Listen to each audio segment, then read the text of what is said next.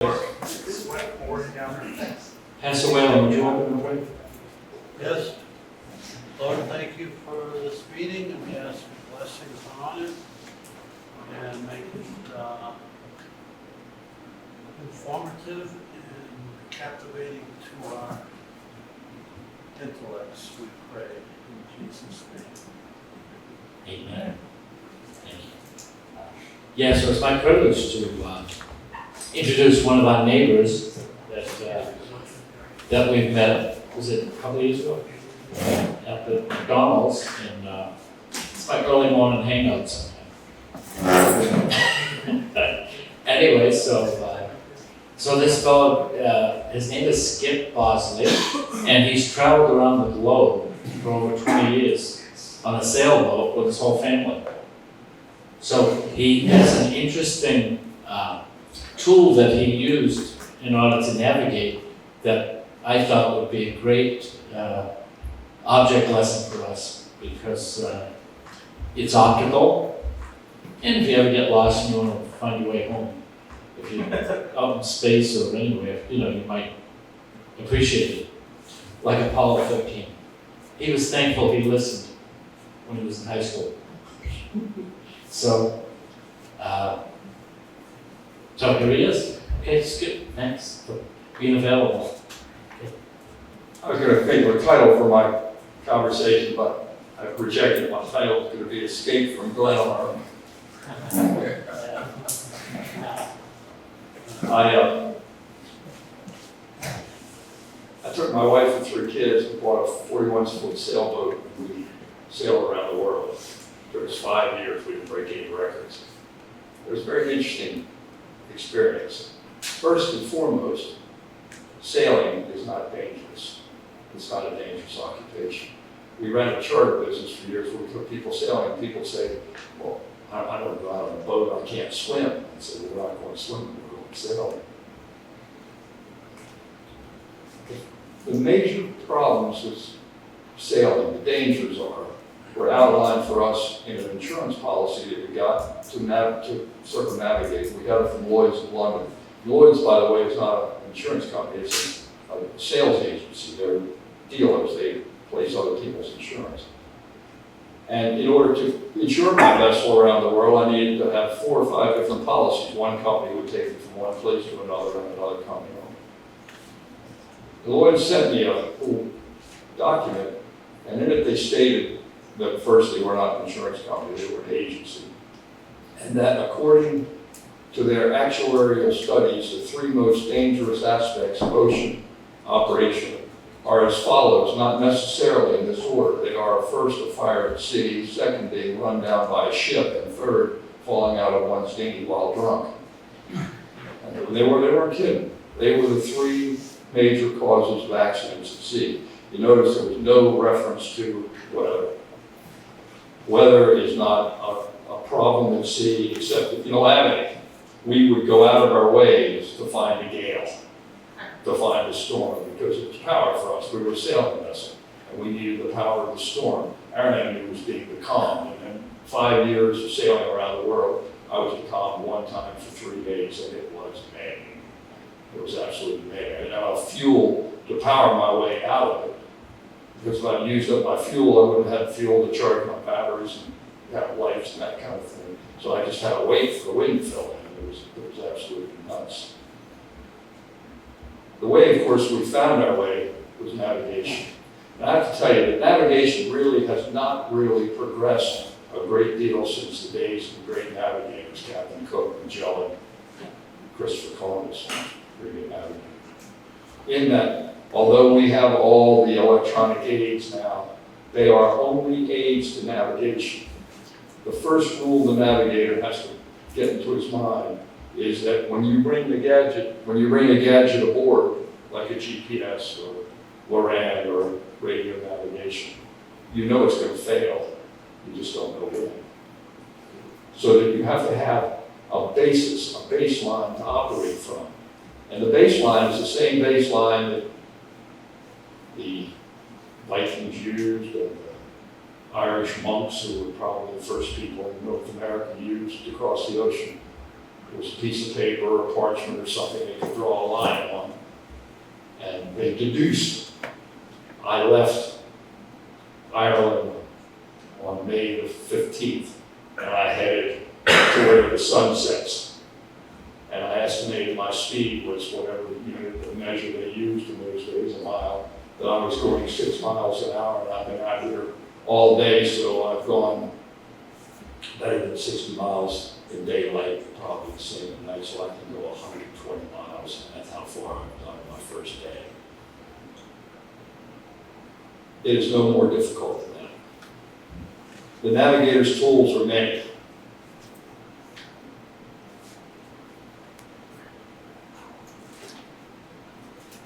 The first and foremost tool, I've lost.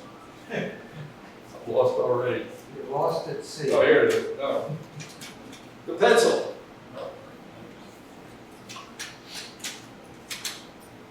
And the knife, to sharpen the pencil. Important.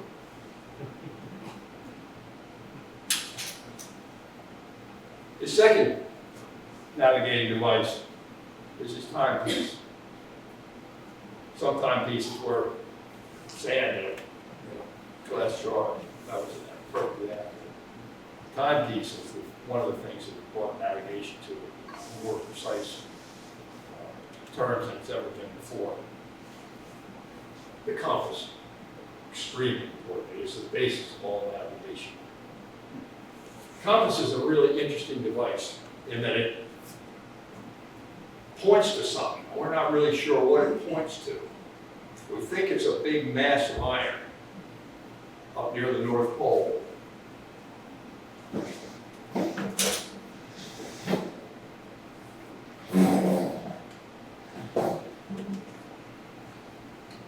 And they think that some place like here, and we're sitting right here, because the needle in the compass is magnetically attracted to this, whatever it is, this big mass of iron, it points to it. Unfortunately, the mass of iron does not sit at geographical north, it sits off to the side. So the compass has an almost constant error, which is called variation. It means that if you travel this way, here, the compass is pointing at this point here, whereas true north is there. There's going to be a variation of probably 3 degrees. In this case, it's going to be 3 degrees east when you get, or rather west. When you get to the other side of this line, the error is the east, and it has to be either added or subtracted. Every navigator knows this line, probably the same in Russian. Thin cows seldom eat. True compass, subtract east. So if you have east variation, you subtract it from your course, whatever your compass is saying. If you have west variation, you add it. Is that clear to everybody, what I'm talking about? It's a really simple little formula. The navigator has to apply it constantly. He has to know what the variation is, where he is. That's why charts are important. Every nautical chart contains a compass rose.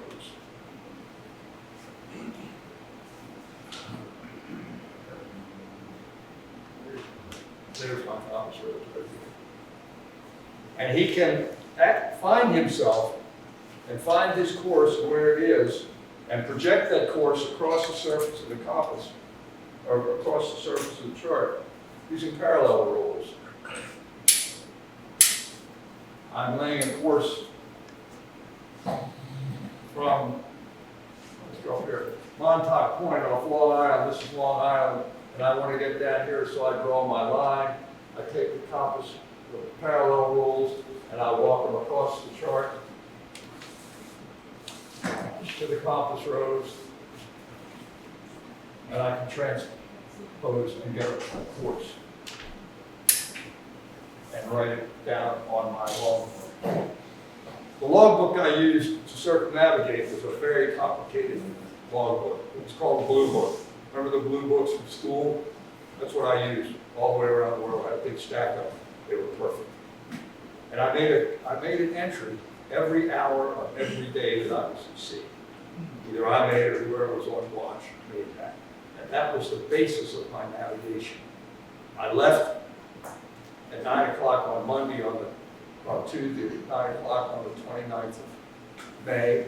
I was headed on a course of 091, that's a little bit south of east, and I estimated my speed to be 6 knots, 6 nautical miles per hour. And I projected that line out day after day after day. I annotated. I made observations that I was going to prove to either that I was right or wrong in what my deduced position was. And I made those annotations always based on the third major tool of the navigator. It is the right triangle. Practically every computation based on navigation, whether it's eyesight, whether it's using an instrument like the sextant, whether it's electronic, is based on a calculation involving the right triangle. It's really amazing. When I take a sight with my sextant, I stand on the deck of the boat. I am part of a line going to a heavenly body. In this case, I made the star. And what I'm doing is I'm correcting an angle in a right triangle. As this angle varies, it demonstrates that I'm moving. And by using that angle, mathematically, I can project where I am.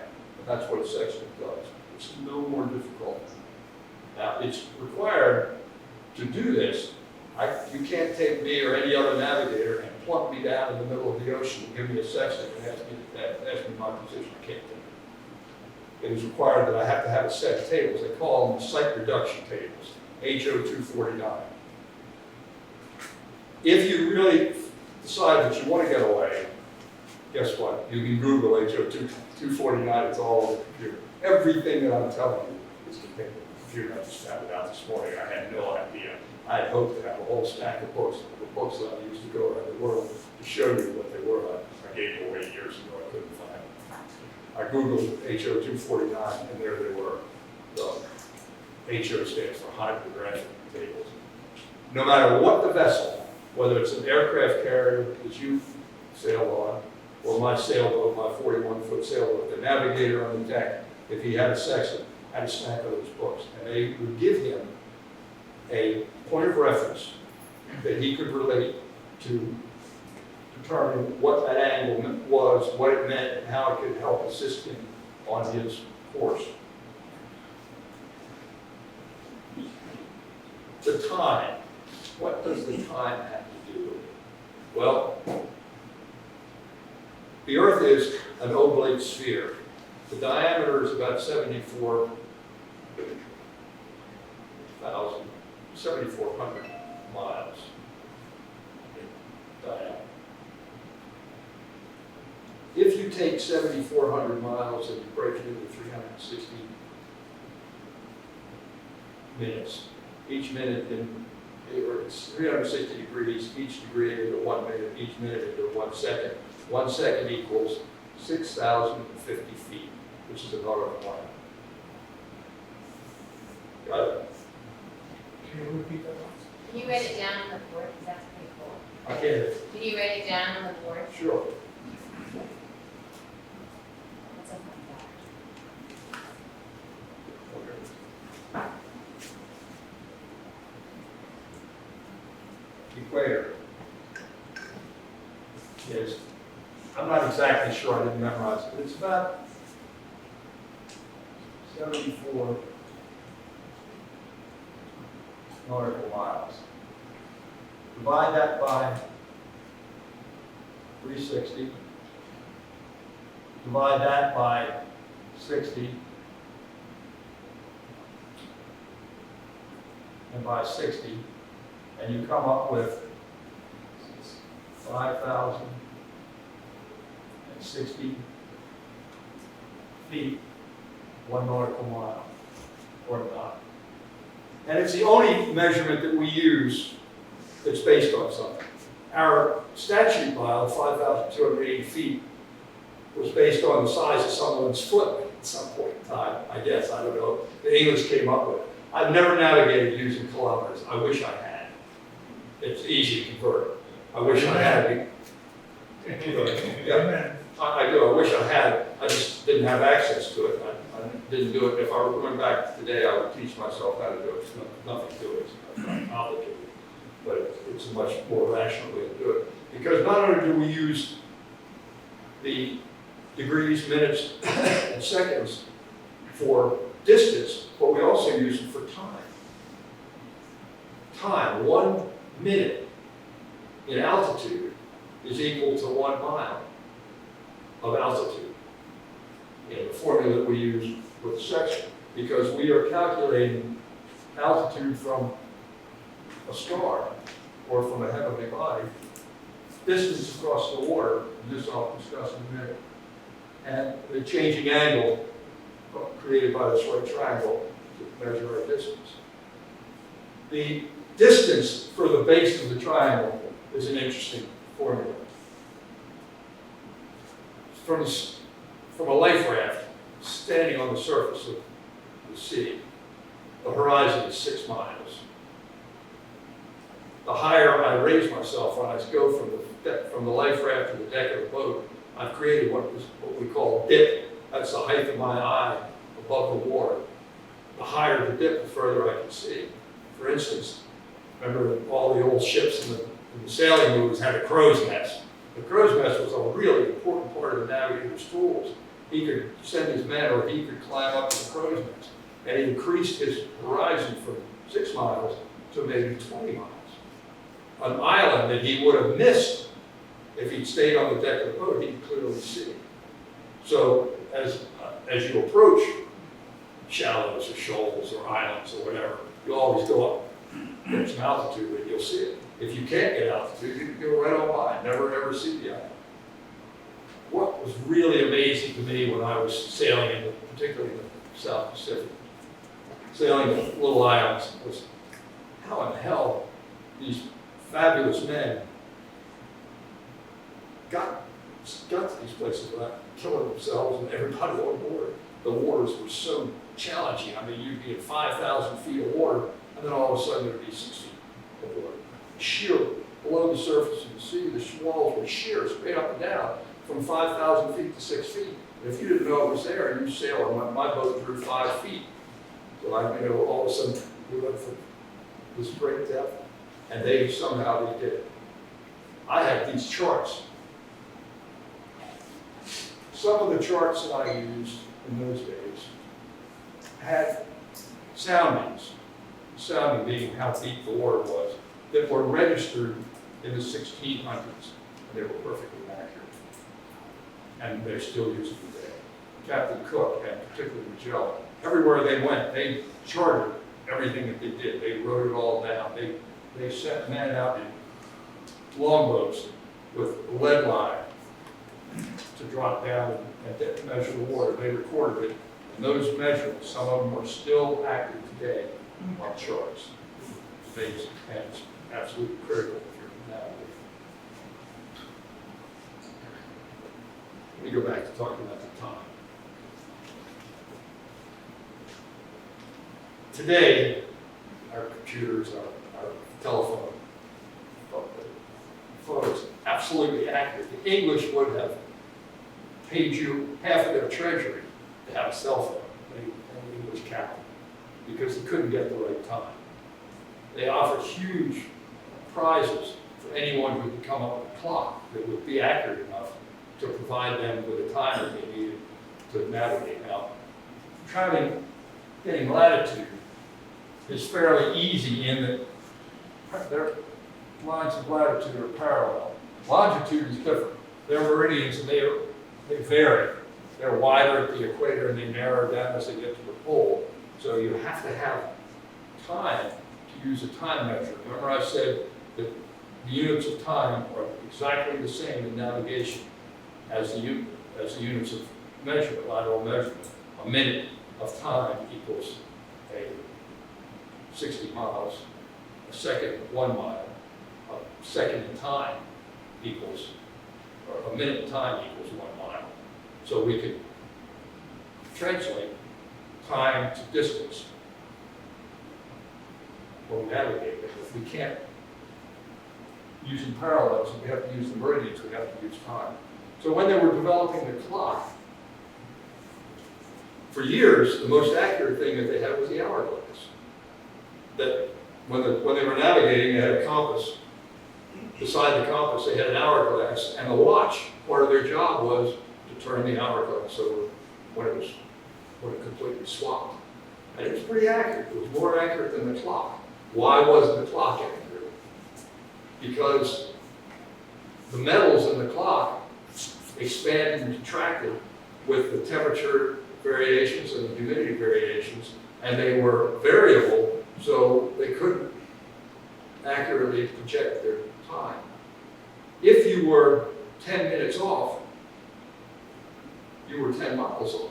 If you had a 10-minute error in your calculations, in your clock surface, you were 10 miles off. 20 minutes off, you were in serious trouble, you were 20 miles off. If you thought you were here, and there was a shoal here, and you miscalculated, you lost your lesson. The foundation of this, as we're talking about navigation and all the modern conveniences, are that these things don't break down. We know that when we bring a gadget aboard that's going to fail. Our GPS is a great aid to navigation, but I don't know if you've noticed, I imagine everybody here uses GPS. If you've noticed, it goes out almost daily. You'll be driving down the road and all of a sudden you're 50 feet off the road or half a mile off the road, then it clicks back in.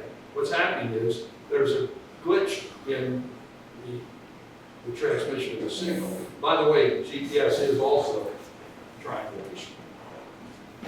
I've used in electronic navigation, the first device that I had, in fact, when I started my circumnavigation, I had a Loran, which was a radio navigation aid involving two towers, a master radio station and a slave station. The master sent a radio signal to me, the slave sent a signal to me. My device recorded the reception of those signals, and they were both sent precisely at the same time. So the device could tell me how long it took for the signals to get to me. The variation of those signals created the two legs of the triangle in time and gave me a position. I happen to have a Loran, which had been on a B-29 during the Second World War. It was top secret in its day, and it was a really nice device. It was a crazy one to use in that I had to be part of the electronic system. It showed me scope, an oscilloscope, and it showed me the lines of the radio signals in microseconds, and I had to actually count each microsecond to determine what the variation was to get my position. In fact,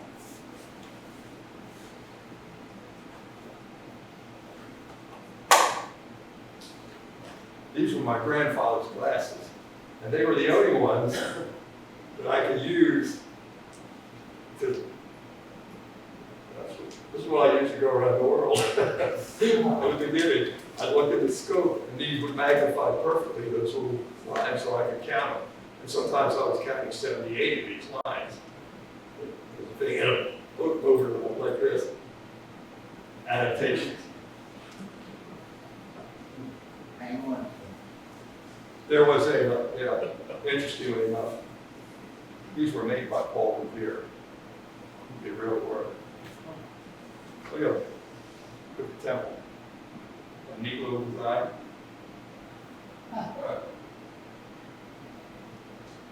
An antique dealer told me that. Florida, I didn't know it. At any rate, radio navigation was an electronic aid to navigation that was introduced. The simplest radio navigation was a knob. This is the antenna for the radio. There's a radio signal coming from you. When I turn it around like this, the signal fades, it disappears, and that's my course to you. And that was, for years, was a primary system of navigation, particularly for aviation. Just create the null with your antenna, get a zero, and that will take you right to the tower. It was pretty darn good, actually, but as long as you have power. If the power went out, you're trying to land an airplane, boom, it's gone. Nowadays, they have GCA ground control approach, which is an electronic signal that's so precise that a 747 can line up on it, and a pilot can look at a gauge on his dashboard, and when he gets himself right in the center of those two lines, he's sitting right on that electronic signal, which is an arrow going right to the runway. And it's the way they land drones. You know, they're just following up radio signals to the ground. But when our peace troops are responsible, we can't depend only on those devices. We've got to have backups. So when you're navigating on the surface of the sea, having the depth of tools, having all the tools available, and having the tools available so that when one fails, the other's right online and you can carry it through it. Currents and drift, factors that we have to work into our navigation course. There are huge currents in the oceans. They are the same as the currents in your toilet. In the northern hemisphere, when you flush the toilet, the water goes down the drain in clockwise. On the surface of the oceans, the Atlantic Ocean, we have the Gulf Stream, which is a huge river of water flowing in a gigantic circle all the way around the North Atlantic. You can take a bottle and throw it in the sea off of Ocean City, about 12 or 15 miles offshore, and it'll wind up off the coast of Ireland, then off the coast of Spain, and then across the ocean and back to the Caribbean, and eventually right back to us. That current is caused by the rotation of the Earth. It really creates a problem for the navigator. If he doesn't know it's there, it's going to destroy it. He can't possibly get where he's going. On the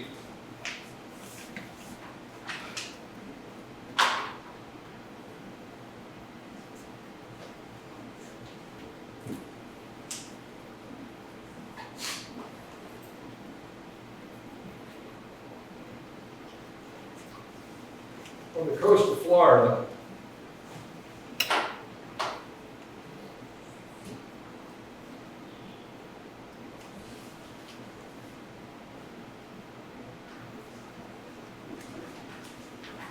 to Bimini, the gateway to the Bahamas. The Gulf Stream goes this way. It begins about 2 or 3 miles offshore, and it begins at about a half a knot. Builds up to 4.5 knots, and goes back to a half a knot. So if you start off from here and you aim toward Bimini, by the time you get to here, you're going to be up to here. By the time you get to here, you're going to be up to here. Everybody see that? So there's a calculation. If you know what the speed of your vessel is, you can accurately lay a course simply. For my boat, we could average about 6.5 knots. So when the course here was actually 090, we could add 40 degrees to the course, which would be 130, 135 actually. I'd come out of Miami steering a course this way, and the course would actually look like this to get to Bimini. We form a big S. One of the things that people who are, How long is a mile? I can hear How long is 1 knot? 1 nautical mile, 6,050 feet. Okay, it's 49 miles to Bimini from Miami. Inexperienced people, we always made the trip across the Gulf Stream to the Bahamas at night. We always leave at night so as to arrive in the Bahamas during the daytime hours. The main reason was that the Bahamian fishermen were known to go up to the marker lakes and steal the batteries to put in their fishing boats. They did it all the time. So you could never depend on the lights in the Bahamas. Navigation lights really make navigation at night easy, the lights. The lights are a combination of light buoys, lighthouses, all those things. They're clearly marked, they're easy to see, they're much easier to see at night, all up and down the coastlines of all the major countries, Russia, the United States, Norway, England. are navigation lights. The lights on the buoys are all flashing lights, and they flash at different rates. So the chart will show you a buoy, and it'll say it's a 4-second flasher, or it's an 8-second flasher, it's a 10-second flasher. And as you're coming up on them, you see a light flashing, and you count 1, 2, 3, 4, 1, 2, 3, 4, 1, 2. And what you do is you say 1 and 2 and 3 and 4, 1 and 2 and 3 and 4. Quick flashers are always turns in the course, turns in the channel. So you'll see a series of lights flash, and all of a sudden you see a quick flasher, and you know when you get to the quick flasher, you gotta make a turn. If it's green, you turn to the left. If it's red, you turn to the right. Way to tell the difference between red and green, starboard and port. The short words go together. Green, starboard, right. Left, red, port. So the short and the long words go together. It makes it a lot easier for me to remember the whole color line. At any rate,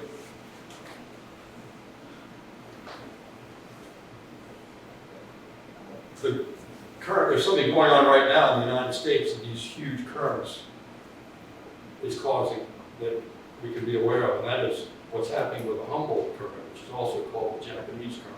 The same as the Gulf Stream in the Pacific. It's carrying all the debris from the explosion, the nuclear plant explosion. It's carrying it all into Australia, into Alaska right now, huge amounts of junk. We saw in the South Pacific, where we got the calm, we saw an island of junk that was so devastating to see. I cannot tell you how bad it is. I don't know what the hell the answer is. Whatever it is, when I saw it, it was about 1976. So it's much bigger now than it was then. It was a sea of light bulbs, flip-flops, glass balls, floats, which are really beautiful. Everything in polystyrene cups, as far as your eye could see. I don't know how big it was, because we weren't going in it, we couldn't get in it, we found our propeller with, just a little drum. But it is creating the eddy by the Humboldt current, by the current that goes through that situation. Anybody have any questions? Might be great, huh? What year? We left in 1973, and we got back in 1979. We set the record for the slowest passage. We stopped along the way. We stopped in Australia for almost a year. We spent 6 months in New Zealand. These were big sailing centers, and they just welcomed us. The worst place that we went was the island of Madagascar, off the west coast, or the east coast of Africa. My son had sailed as a captain for Bill Ruger Armstrong at one time. He did a lot of sailing. And Ruger sent me, before we took off on the trip, Bill Ruger sent me an all stainless steel Ruger Mini 14 fully automatic machine gun. We call it the hacksaw. And when I got to Madagascar, one of another Englishman who was familiar said, carry the gun on your shoulder and never take it off your shoulder. Said that they're already planning on killing you and taking your wife and your boat if you give them an opportunity. And I would have left immediately when I heard that. But I couldn't, the weather was bad. It was a hurricane area, and there was a hurricane brewing at the time that I got into this port to ride out the storm, ride out the weather. We got there. It was completely lawless. There was no law. It was the beginning of all of the piracy thing that's going on now. These states where there's no laws, the communities broken down completely, and whoever has the biggest gun wins. Other than that, most everywhere that we went, we were just accepted beautifully. I was traveling with my 3 children, and the kids were the gateway to us wherever we went. My daughter was 5 years old, and we set out on a trip. And at one point, I believe we were in the South Pacific, someplace around Rarotonga. The outlying islands, the main islands, were always sort of built up. but they were little resort islands always scattered around. Every resort island had a little club with pier, and they had some cabins and that kind of stuff. That was great for us to lay on and relax. Sometimes we'd be 3 weeks at sea when we arrived someplace. So the drill was, we'd pull into an island if we'd been at sea for a while. The boys and I, and my wife, we'd clean the boat up, get everything put back together. And Mimi would take, our daughter would take one of the little dinghies, and she'd go ashore, and she'd scope things out, find out where we could get ice, if there was a grocery store, and what was going on. And then we'd follow her in, and she'd report to the captain. So we came into this island, this little resort island, I don't remember the name of it, but anyway, we go in. Mimi goes ashore with a little dinghy, and we all come in later with the dinghy, and we come in, and Mimi's up sitting at the club at a table, and she's playing backgammon with the guy. She was a really great backgammon player, and she was a player. There was one rule with Mimi: she never played backgammon for fun. It was always for money. So she beat this guy badly with backgammon. And the guy was Dan Rowan and Martin, the older guys that played. So remember the television show. He had just married Dean Martin's daughter, and they were on their honeymoon. And they were really entertaining. She was 7 years old, I was a 7-year-old kid. And they're chatting her up. So we snuck up behind the bush to hear what they were saying. And Dan and Mimi were having a conversation. And Mimi says to Dan, "Do you live in a house, Mr. Rowan?" He said, "Yes, Mimi, I live in a house." She said, "I know somebody else lives in a house. Maybe you know him." We've been at sea for about 1.5 years, and Mimi had forgotten that most of the world lived in houses. She thought practically everybody lived on boats because she lived on a boat. At any rate, I have a question. go. On your trip around the world, where did you start? Where did you? We started in actually Fort Florida. My boat was built in Clearwater, Florida. It's a boat called Morgan Island on 41. By the way, I have some brochures that have the story of what we did. If anybody wants one, I'll be here for to pick up. We had a business when we got back in. We started the boat was built in Clearwater. We went from Clearwater down to Key West on the first trip, which was in '72. The first tank of diesel fuel that I put in the boat in Key West, which is an expensive place to buy fuel this day, was 17 cents a gallon. In 1972. Dude, how they really nailed us to the wall on fuel costs. At any rate, we took a trip from the Bahamas down to the Virgin Islands, and then down to Trinidad and Venezuela, and that was our shakedown cruise. It's how I learned to do all this stuff. When I bought the boat, I thought that I knew everything there was that I needed to know to sail. I knew very much. I knew all this stuff. I was really fortunate. My father-in-law was an alcoholic.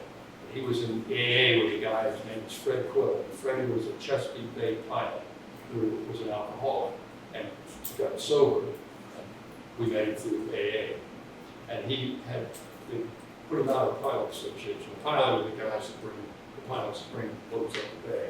And he was a master, captain master, any size vessel, any place in the world.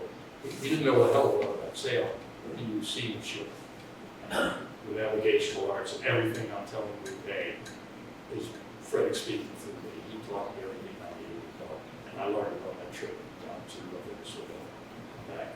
It was really an eye-opening experience. See, one time my sons were delivering a boat from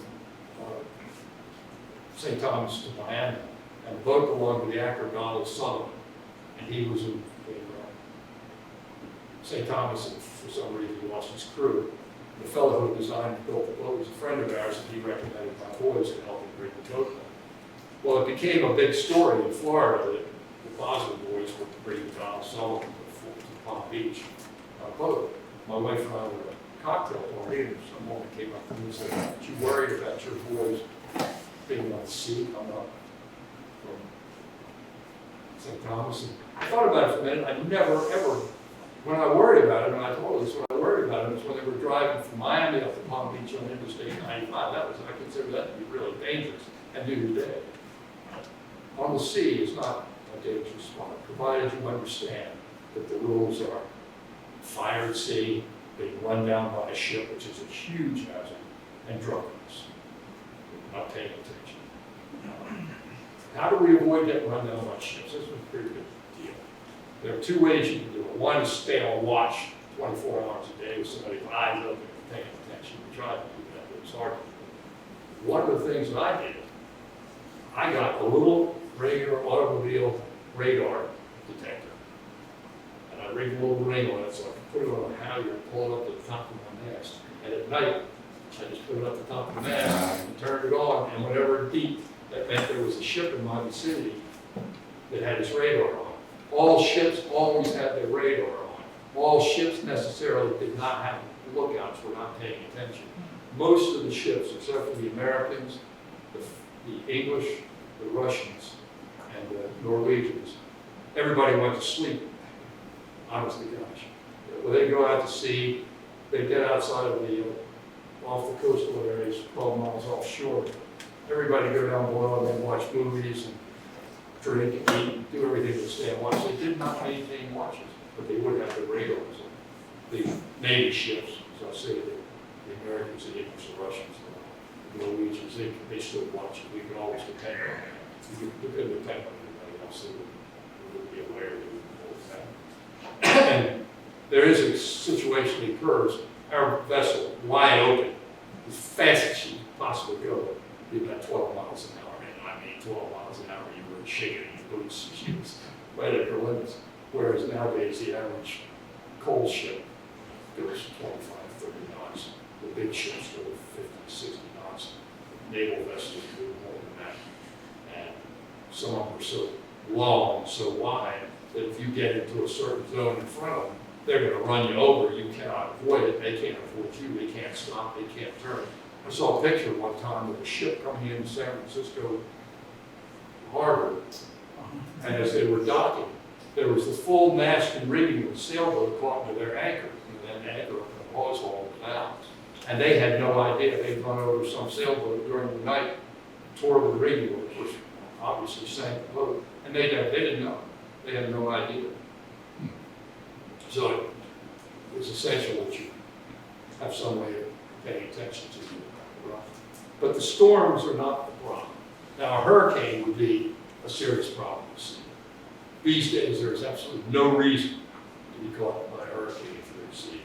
We're notified of where they are and approximately what they're doing. I say approximately what they're doing because I've dealt with a lot of hurricanes in the last 20 years, 3 years that I've been on boat. The one thing I can tell you, all hurricanes do, they all do the same thing, is they don't watch television, they don't listen to the radio. So what the guys are saying on radio and television has really very little to do with what the hurricane's going to do. It's going to do pretty much what it wants to do. That leads to me a story that I'd like to tell because it has to do with Maryland and hurricanes. We have a truck camper that we travel in, and we have a lot of fun with the truck camper. We got it, it's a pickup truck, a 4-wheel drive pickup truck, with a little box that sits on the back, it's a little house. And it's our substitute for a mansion. I'm too old now to do that anymore. But we love to go down on Acetate Island. We drive on the sand, go down the beach, and stay down there for as long as our tanks hold. And Acetate is, everybody familiar with Acetate Island? Anybody not familiar with it? It's a barrier island off the coast of Maryland and Virginia. It's about 45 miles long. It is now owned by the United States government. It's a camping park, a national park. Has a herd of wild ponies on it, great fishing, and it's one of the most remote spots on the East Coast. We can go out with our truck camper during the week, and the only thing that we see are eagles and dolphins and wild ponies. It's just beautiful. But back when I was first getting the idea of circumnavigating a boat, there was a man whose name was Jean Go. He was a little French guy who for nobody knows how many years, but for 25 or 30 years, crossed the ocean by himself in a 33-foot boat from the Mediterranean to Ocean City. He worked as a chef for Mr. Toscan at the Old Embers, a really good restaurant in Ocean City, all summer long. And in the fall, after the hurricane season, He would get in his little boat, he'd sail back over to the Mediterranean. In the winter, he worked as a chef at a hotel in Egypt, and he'd been doing it for years. Everybody on the sea knew who he was.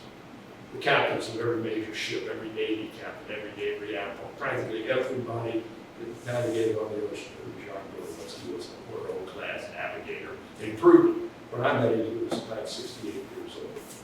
And I asked him to help me if he would guide me. Well, the first thing he said to me, I said, well, how do you navigate? He said, I get on the board. He said, when I'm coming toward the ocean, he said, I look back behind me if the sun is there and I'm going away from it. I'm going the right way. Of course, that was just a joke.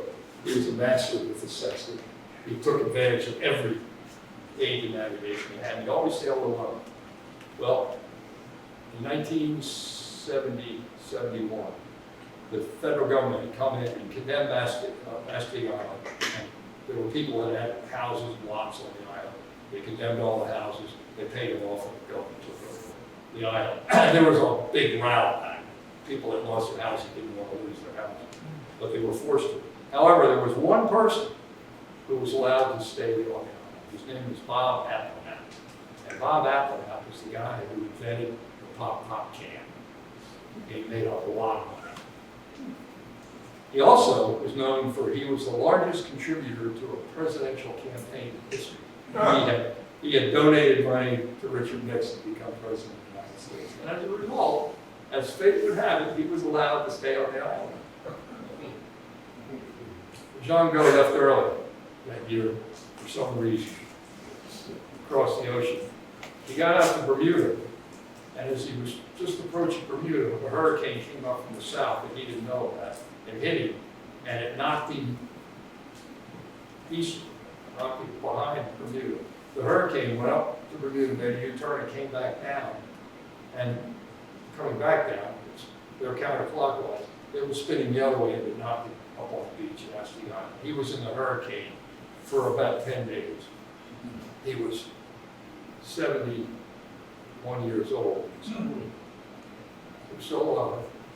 His boat washed up on the beach. The boat was a deep draft. It was deep in the water. It drew about 9 feet. With my boat drew less than 5 feet. But, so when he washed up on the beach, he was laying on his side.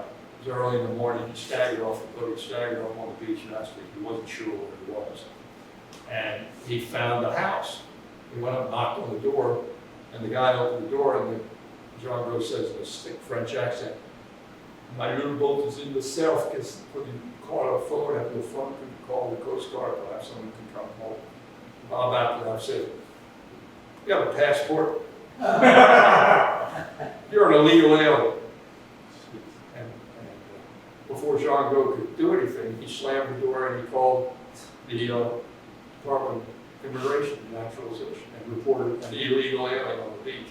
Well, as it happens, if you make that call, automatically the call is sent to the Coast Guard, to the Navy, nowadays to Homeland Security. So all these agencies found out about it. Some admiral in the Pentagon saw John Gray, his boat was called Adam Adams on the beach. Whoop, he pushed the button. Within a couple of hours, 2 ships converged on Mastic Island. Boats were put in the water with a crane and a boom. They picked up his boat. They took it up to Ocean City, put it on the Hardin Coast Guard Station.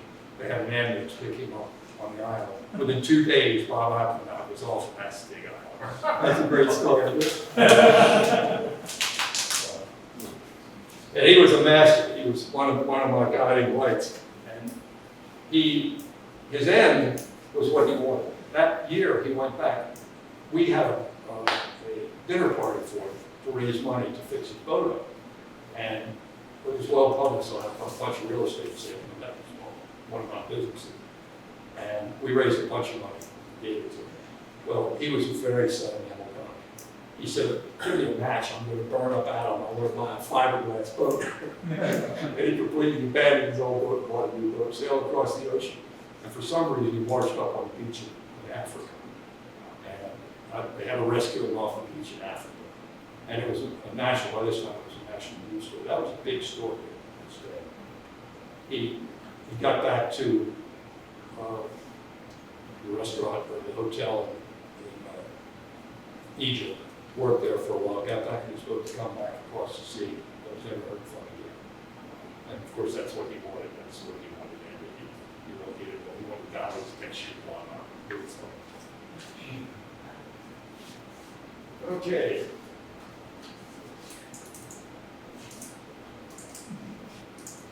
Well, got charts. The nautical chart, as I say, has a long, long history. Many novice navigators say the chart was wrong when they're talking to the insurance company. I knew where I was when those rocks jumped right out in front of me. She went aground. It was not my fault. In reality, the charts are unbelievably accurate. They had been created, revised, and re-revised over and over and over again, and they are really, really, really accurate. If you can read the charts and you can interpret the charts correctly, it's so easy. What was amazing to me was what these people navigating by Cook, Magellan, in the Pacific, how they got what they did. I mean, they'd arrive at an island, they'd see some islands sticking up on the horizon, and they'd go to them, and there'd be an island.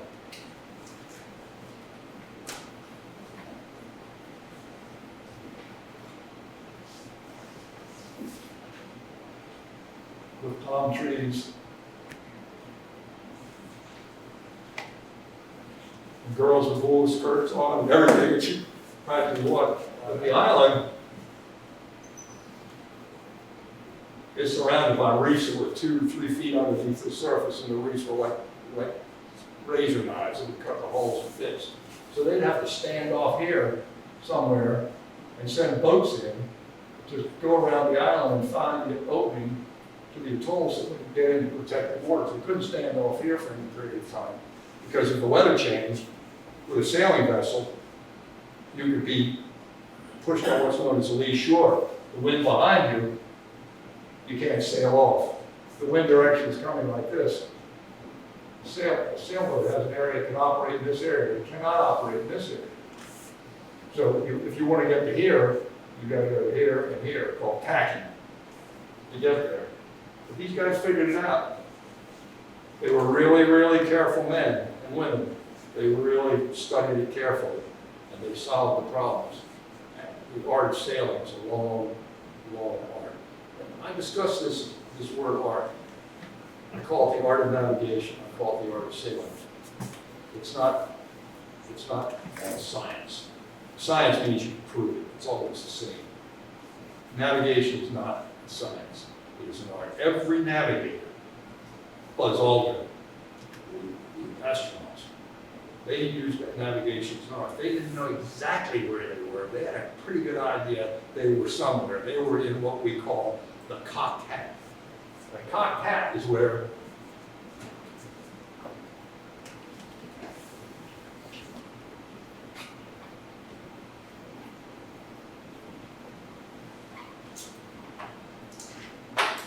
the navigator has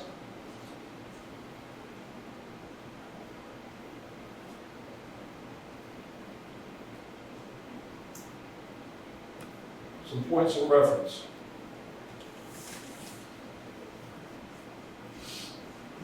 He has a headland. He's out here somewhere. He has a headland, a piece of land sticking out here. Up here, he's got a tower, a radio tower. And over here, he's got a lighthouse. He sights across his compass, and he gets a bearing from his position here, a compass bearing. And it reads 356. He gets another bearing from here that reads 21. He gets a bearing from here that reads 35. And where those lines cross is a cocked hat, and he's someplace in that line. And that cocked hat is what all navigators hope for. Even the astronauts, when they're navigating in space, get cocked hats. They navigate, they have to have a baseline. So their baseline is where they start from Cape Canaveral. And they draw a line from Cape Canaveral going up into space, and they try to stay on that line. Do they stay on it? they drift from one way to the other, as they're going up currents, get them one way or the other. Out in space, things are moving around. And so all the principles that I'm discussing right now are the principles that our great-great-great-great-grandchildren are going to use to colonize space.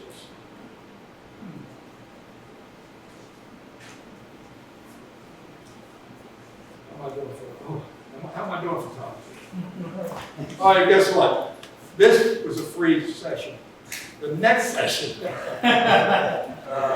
seriously, I think I've pretty much covered everything I wanted to cover. I didn't get the Sextant out. Just close it, John. What? Just close it, John. You want? Okay, I'll do that.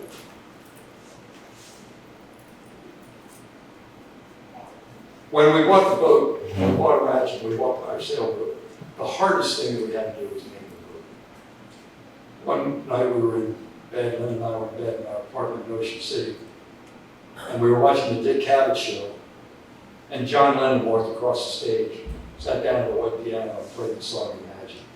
And we both said simultaneously, that's going to be the name of our boat, Imagine. So we named it Imagine. Indian Mike Alpha Golf, Indian November Echo. We have Imagine standing by. 9 years after we bought the boat, 4 years after we returned back to the United States, we were running a charter business in Palm Beach. I was a real estate broker, and we were taking people for dinner cruises on the boat. We were sailing prostitutes. There's only one thing worse than being a prostitute, and that's being a prostitute with no customers. So it was a great way for us to make some money. The one thing that I haven't talked about, because of sailing around the world, was how expensive it was. It was way beyond what I thought it was going to be. But anyway, we got back and we were doing everything we could to get our gold, to get our strong box filled with gold again. When I got a call one morning. The fellow said, I have a couple of us go out for lunch today. I said, well, usually we book for the next day. My wife, the cook, and my co-captain's got my daughter, and they're over at her high school right now. And it's going to be hard for me to get, maybe we could book them once. So no, they won't come again. So look, I'll tell you what, give me your phone number. I'll call you back. I'll see if I can get in touch with him. If I can't, I'll call you back. We'll schedule it. So I can't do that. I said, well, I guess we can't work it out. He said, if I told you it was for John Lennon, do you think you could do it? I said, absolutely. So Lennon would say like this. He was a really, really interesting man. He was not anything as I would project him to be. He wasn't a fop, he wasn't a fool, he wasn't an egomaniac. He was interested. He was a very, very smart guy. He was an electronics genius. And I found this out by, he was immediately fell in love with sailing. He took my say, he was my student. We taught sailing classes at college. He wanted to do what we had done. And he asked me if he could use one of my radios to make a phone call. He wanted to call a friend that was in New York and tell him that he was going to get a sailboat, he was going to take Sean, and they were going to go sailing. I said, well, my radio that I'll usually use for telephones is not in tune. And he said, well, let me take, when I go home, I'll tune it up for you. I said, hey, you have to do something with electronics. He said, well, I'll do something about electronics. Turns out that he had designed and held patents on a whole bunch of electronic equipment. Primarily, it was amplifiers and speakers, because when they started touring and playing in the big venues, there were no accurate amplifiers. He said they'd be up playing in the rain in Wembley Stadium, they were getting shot. And they turned the volume up, everything would blow up, and he designed this stuff. He also invented a tiny miniature microphone that he had written a piece that he wanted to record, and he didn't want to play it on an electrical guitar, but he wanted to play it on an acoustical guitar, but amplified, so he invented this accurate microphone that would go inside of the guitar. It was, for a period of time, the microphone that every hospital in the world had. When you went in the hospital, they taped one on your arm for the oscilloscope. It was his microphone. He held the patents on these things, and they brought in millions and millions of dollars. It was the reason the Beatles broke up.